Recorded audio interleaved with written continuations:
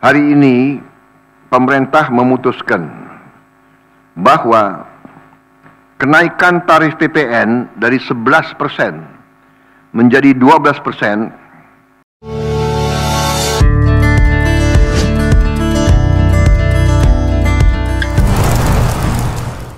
Dalam unggahan di akun Instagramnya, Menteri Keuangan Sri Mulyani mengungkapkan bahwa Presiden Prabowo hadir di rapat tutup kas APBN 2024 dan launching Cortex di Kementerian Keuangan.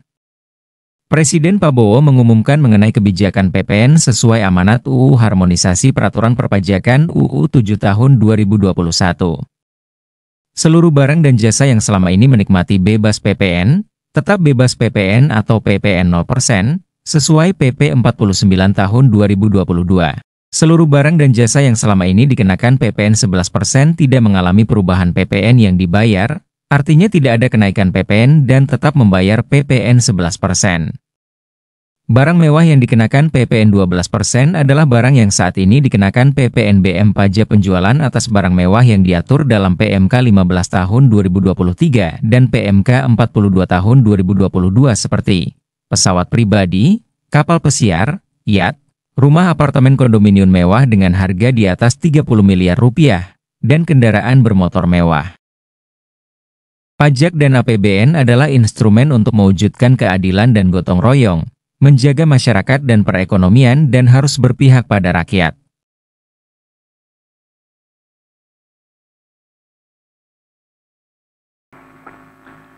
Dalam hal ini juga saya kira ada baiknya juga saya menyampaikan beberapa hal tentang kenaikan tarif pajak pertambahan nilai PPN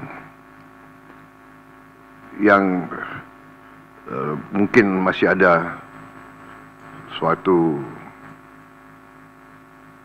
keraguan-raguan atau suatu ketidakpemahaman ya yang tepat, sehingga saya setelah koordinasi dan diskusi dengan Menteri Keuangan dan jajaran beberapa kementerian lain, saya merasa perlu bahwa untuk menyampaikan sendiri masalah PPN 12% ini.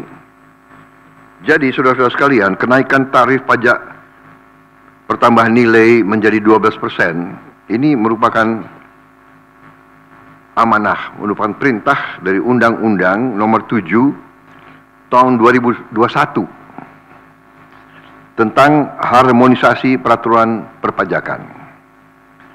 Jadi, sesuai kesepakatan pemerintah Republik Indonesia dengan DPR tahun 2021, kenaikan tarif dilakukan secara bertahap dari 10% menjadi 11% mulai 1 April 2022. Ini sudah dilaksanakan. Dan kemudian perintah undang-undang dari 11% menjadi 12% pada 1 Januari 2025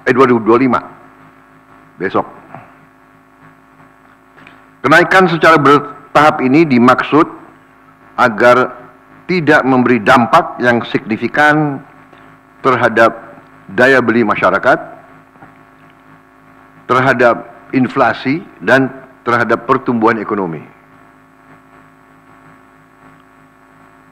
Saudara-saudara, sudah merupakan sikap pemerintah yang saya pimpin, juga saya yakin juga pemerintah pendahulu saya, bahwa setiap kebijakan perpajakan harus selalu mengutamakan kepentingan rakyat secara keseluruhan, perlindungan daya beli rakyat, serta mendorong pemerataan ekonomi. Komitmen kita adalah selalu berpihak kepada rakyat banyak, berpihak kepada kepentingan nasional, dan berjuang dan bekerja untuk kesejahteraan rakyat. Karena itu, seperti yang sudah saya sampaikan sebelumnya, dan telah berkoordinasi dengan DPR RI. Hari ini pemerintah memutuskan bahwa kenaikan tarif PPN dari 11% menjadi 12% hanya dikenakan terhadap barang dan jasa mewah. Ya, saya ulangi ya supaya jelas. Kenaikan tarif PPN dari 11% menjadi 12% hanya dikenakan terhadap barang dan jasa mewah. Yaitu barang dan jasa tertentu yang selama ini sudah terkena PPN barang mewah, yang dikonsumsi oleh golongan masyarakat berada, masyarakat mampu. Contoh, pesawat jet pribadi itu tergolong barang mewah yang dimanfaatkan ataupun digunakan oleh masyarakat papan atas. Kemudian kapal pesiar, yacht, ya, motor yacht. Kemudian rumah yang sangat mewah, yang nilainya di atas golongan menengah. Artinya, untuk barang dan jasa yang selain tergolong barang-barang mewah, ya, tidak ada kenaikan PPN, yakni tetap sebesar yang berlaku sekarang, yang sudah berlaku dari sejak tahun 2022. Ya. Untuk barang dan jasa yang merupakan kebutuhan pokok masyarakat, yang selama ini diberi fasilitas pembebasan atau dikenakan tarif PPN 0%, masih tetap berlaku. Ya, saya ulangi, barang dan jasa yang merupakan kebutuhan pokok masyarakat yang selama ini diberi fasilitas pembebasan dari pajak, ya, yaitu PPN 0% masih tetap berlaku.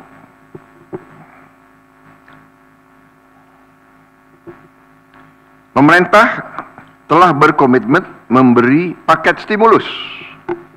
Ya. Nilai stimulus itu adalah 38,6 triliun.